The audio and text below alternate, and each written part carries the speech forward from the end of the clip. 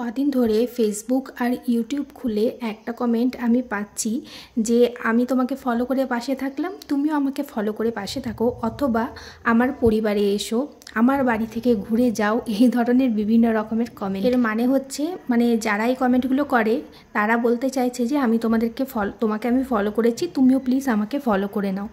তো আমি এতদিন কিছু বলিনি, তবে তাদের উদ্দেশ্যে একটা ছোট্ট কথা বলি।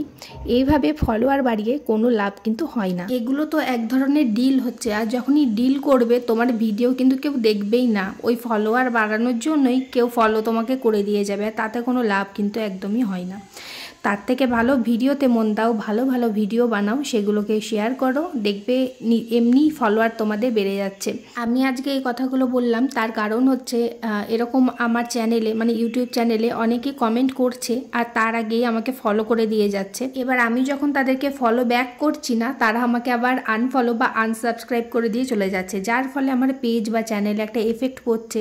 সেটা তো আমি নিশ্চয়ই চাইবো না, তাই না?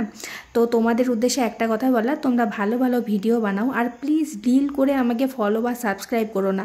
যারা আমার ভিডিও থেকে কিছু শিখতে পারছো বা আমার ভিডিও যারা পছন্দ করো, দেখতে ভালোবাসো, তারা আমাকে ফলো করতে পারো।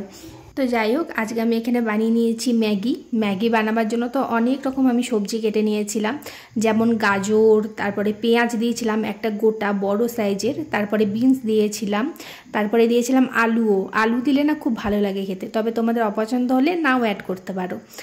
আর আমি একটু আদা রসুন কুচিও করে নিয়েছিলাম। তারপরে তেলটা গরম করে তাতে প্রথমে আদা রসুন আর লঙ্কা কুচি দিয়েছিলাম, সেটাকে হালকা একটু ভাজা ভাজা করে সব সবজিগুলো একসাথে অ্যাড করে দিয়েছি।